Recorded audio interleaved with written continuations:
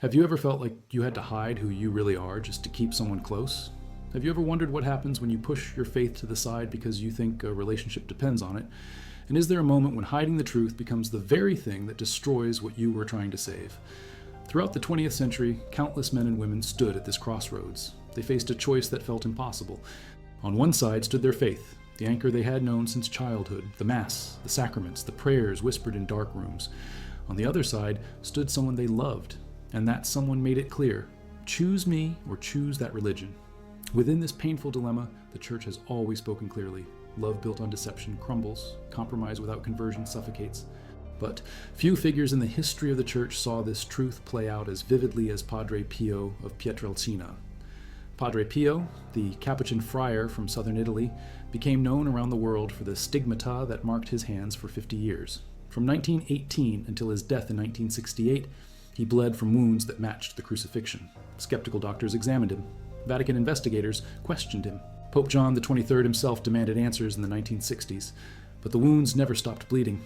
Behind these visible signs, there was another gift, discreet and terrifying in its implications. Padre Pio could perceive the state of souls. Witnesses claimed he often saw souls in need of prayer approaching him in search of help. Among the testimonies preserved in historical documentation, one story stands out with particular force. It involves a young woman, a devout Catholic, and the man she loved who had abandoned the faith entirely. The story is documented in multiple sources. Mary O'Regan recorded it in her book, Padre Pio and You, published by Sophia Institute Press. Catholic Exchange published the account in July of 2025. The testimony came from those who lived alongside the saint, especially those who witnessed his interactions with his spiritual children during the 1940s and 1950s. A devout young lady had become one of Padre Pio's spiritual daughters.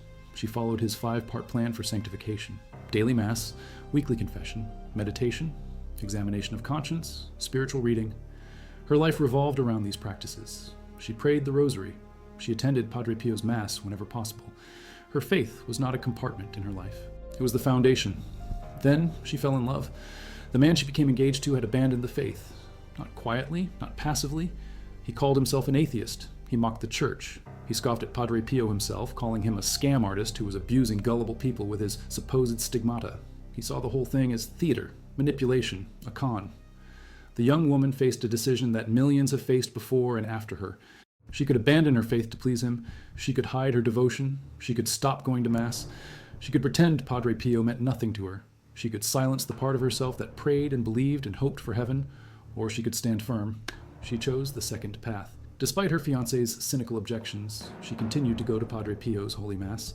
She did not hide. She did not compromise. She did not pretend to be someone she was not. She went to Mass. She received Holy Communion. She confessed her sins. She lived her faith openly, even when the man she loved ridiculed her for it. Her fiancé did not soften. He did not change his mind. He continued to scoff. He continued to call Padre Pio a fraud. The tension between them grew sharper, but the young woman did not waver. She would not plan the wedding unless he returned to the sacraments. This was not negotiable. She loved him. She wanted to marry him. But she would not build a marriage on a foundation of lies. She would not pretend her faith did not matter. She would not hide the core of who she was just to keep the peace. If you value documented, factual stories like this, subscribe. It's the best way to support our work. Also, comment from which city you're hearing this from. This script is researched and factual, using sources from Catholic Exchange, a trusted publication that interviews scholars and theologians directly connected to Padre Pio's historical archives, and from Mary O'Regan's Padre Pio and You, published by Sophia Institute Press, after 8 years of research and interviews with those who knew Padre Pio personally. Now back to the information. The young woman convinced her fiancé to attend one Mass, just one.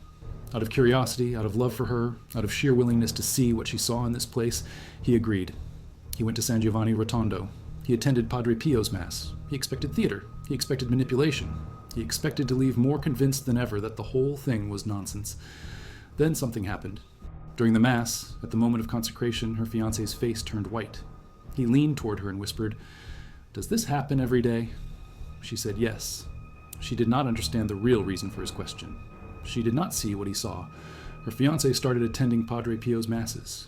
Every day, something had shifted. Something had broken open. The young woman did not know what. She only knew that the man who had mocked her faith was now sitting beside her in silence, watching Padre Pio celebrate Mass with a look she had never seen on his face before. Then, one day, during Mass, her fiancé wept uncontrollably.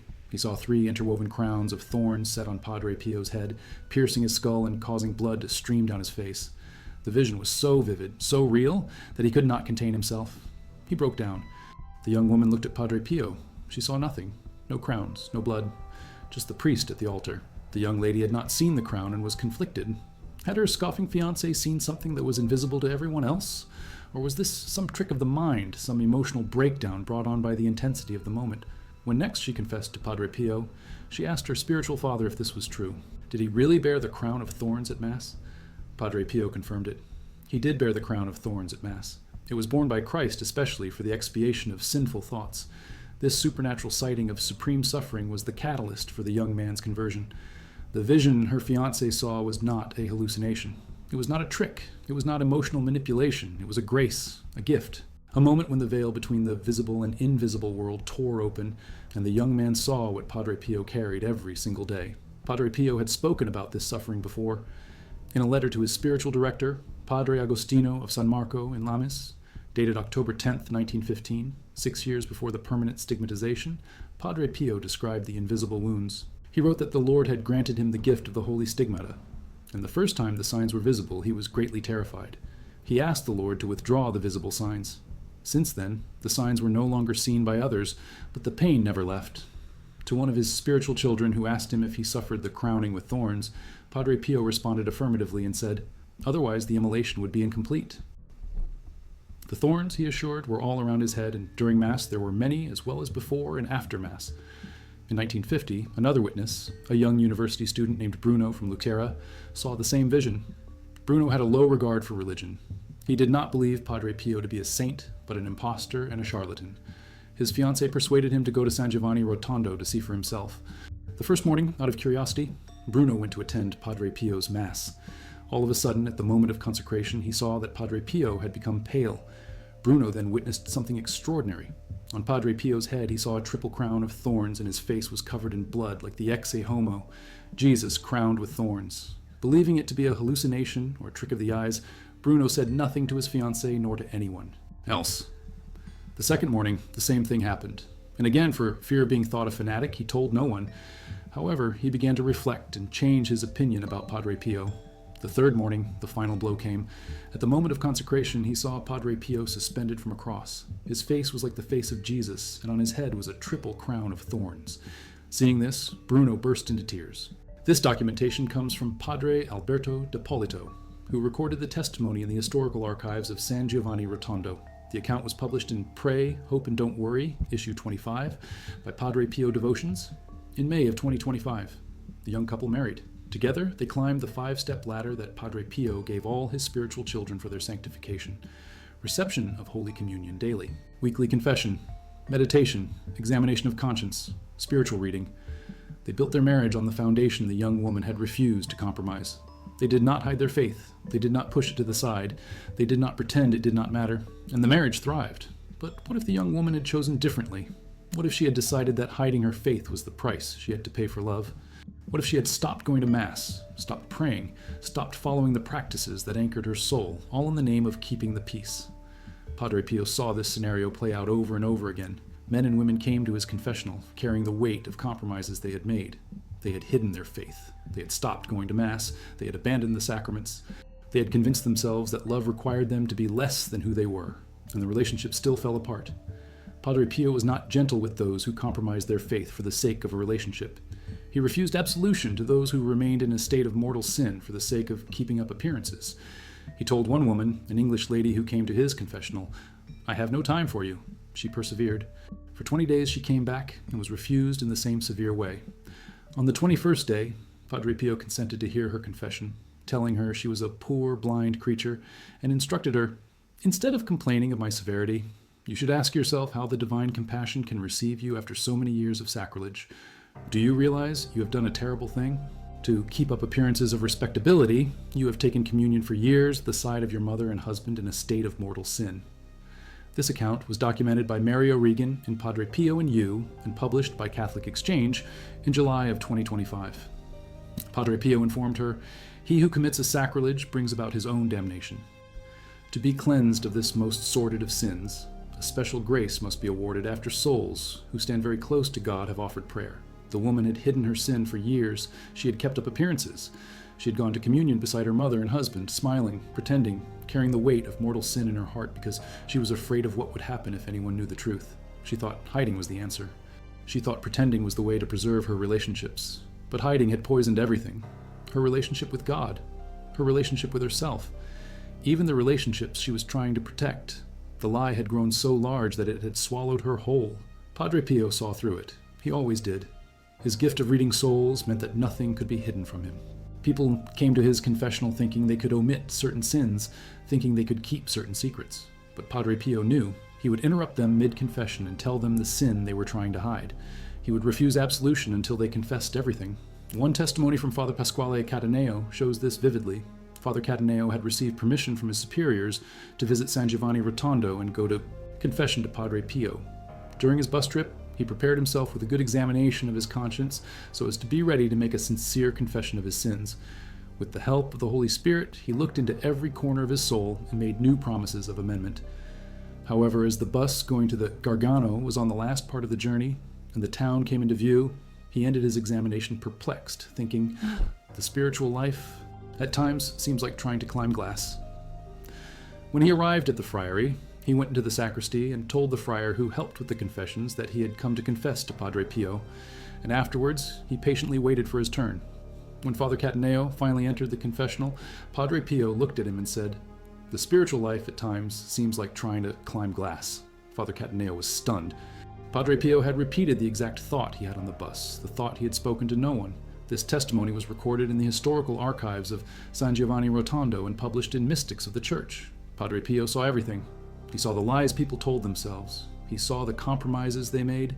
He saw the ways they twisted their faith to fit the shape of their relationships instead of letting their relationships be shaped by their faith.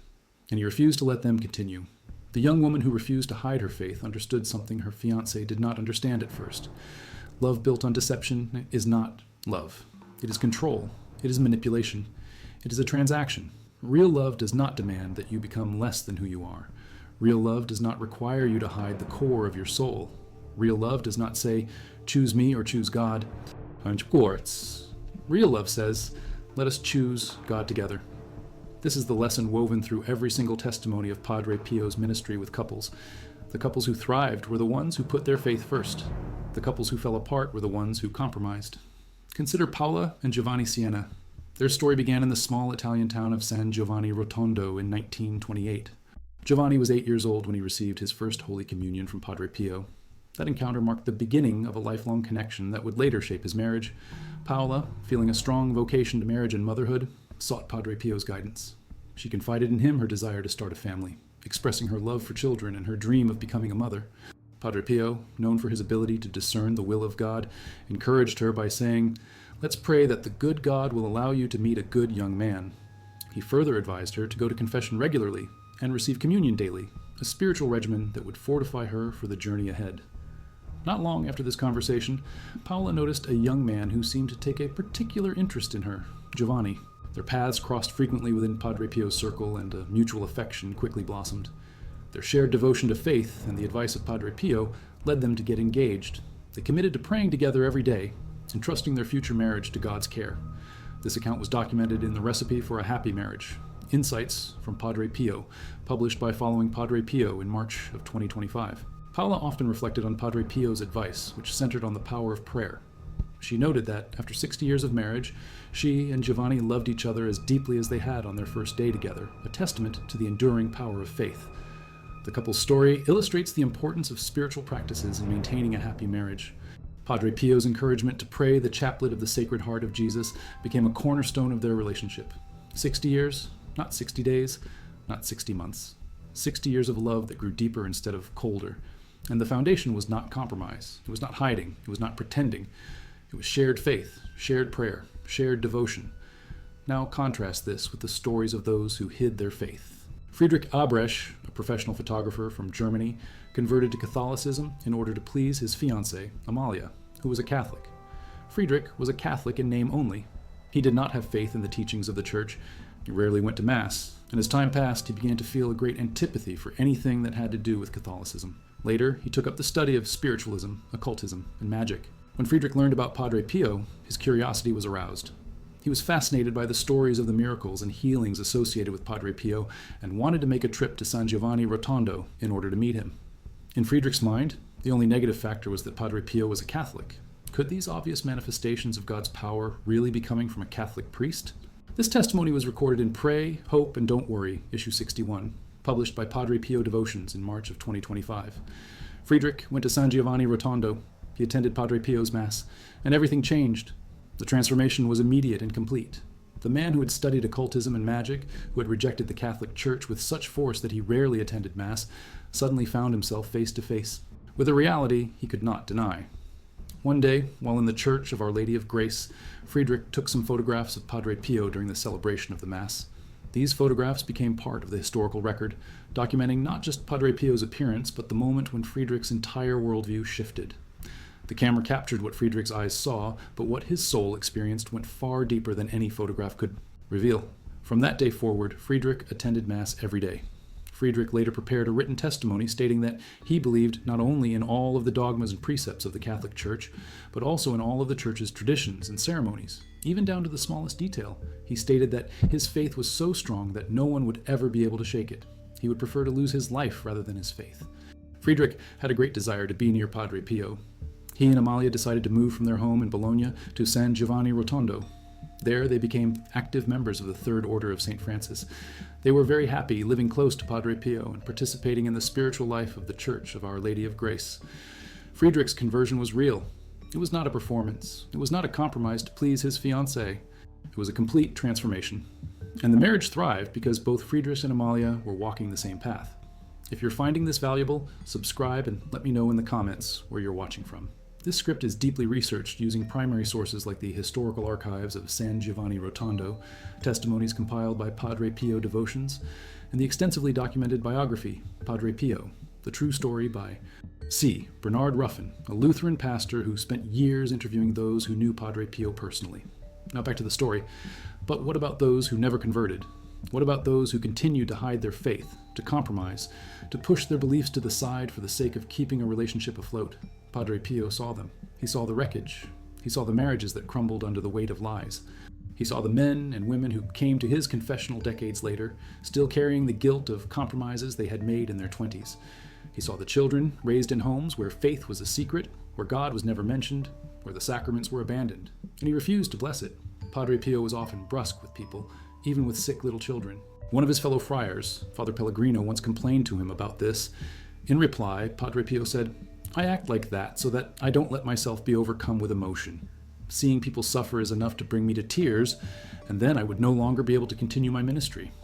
This testimony was recorded by Renzo Allegri in Capturing Padre Pio, published by Franciscan Media in August of 2025. Padre Pio's approach to relationships and marriage was rooted in traditional Catholic doctrine. He refused to deviate even slightly. According to Father Stefano Manelli's Padre Pio of Pietrelcina, published by the Franciscans of the Immaculate, Padre Pio forcefully refused to accept anyone who, of set purpose, refused the begetting of children. He refused them absolution. The good hope he had for marriages was that their marriage would be beautifully crowned with children in order to populate the earth and paradise. One time he said to a person, "May the Lord's vengeance not fall upon you." And he said to someone else, "When you married, God made the decision of how many children he ought to give you." Some of the sins that upset Padre Pio the most were sins against motherhood, the limitation of families, sins against life, cursing, blasphemy, lying, calumny, and the scandal of dressing immodestly. Padre Pio loved people. He wept and suffered with those who were afflicted, but he did not soften the truth for the sake of comfort. He did not tell people what they wanted to hear. He told them what they needed to hear. And sometimes what they needed to hear was this: "Your compromise is killing you." The young woman who refused to hide her faith understood this. She understood that hiding who she was would destroy not just her relationship with God, but her relationship with herself, and ultimately her relationship with the man she loved. She understood that a marriage built on a lie would collapse. She understood that pretending to be someone she was not would poison everything. So she stood firm. She went to Mass. She prayed. She followed Padre Pio's 5-part plan for sanctification, and she did not apologize for it. She did not hide it. She did not pretend it was negotiable. And because she stood firm, her fiancé saw the truth. He saw the crown of thorns. He saw the blood. He saw the reality of the sacrifice Padre Pio carried every single day. and that vision shattered every objection he had. It broke through every wall he had built. It destroyed every excuse he had used to justify his rejection of faith. He converted. Not because she nagged him, not because she manipulated him, not because she threatened him. He converted because she was so completely herself that he could not ignore the truth. This is the pattern in every single story of Padre Pio's ministry with couples. The ones who hid their faith lost everything. The ones who stood firm won everything. Consider the testimony of Biagio, documented in Pray, Hope, and Don't Worry, issue 61. During the Mass, Biagio began to think about how far he had drifted from his faith. His moral and spiritual life had been on the downhill slide for a long time. He was so moved by Padre Pio's Mass that he felt suddenly inspired to change his life and to return to the sacraments. Biagio was also able to make his confession to Padre Pio. The church and the confessional were very crowded that day. The Italian state police, the Carabinieri, were present to maintain order in the church. After Biagio returned to his home, he continued to think about Padre Pio. Before his visit to Padre Pio, nothing could motivate him to change his life. He was attached to his sins and did not have the will or the desire to change. But the short visit to Padre Pio produced a radical transformation in his life. The transformation was not because Padre Pio compromised. It was not because Padre Pio softened the truth.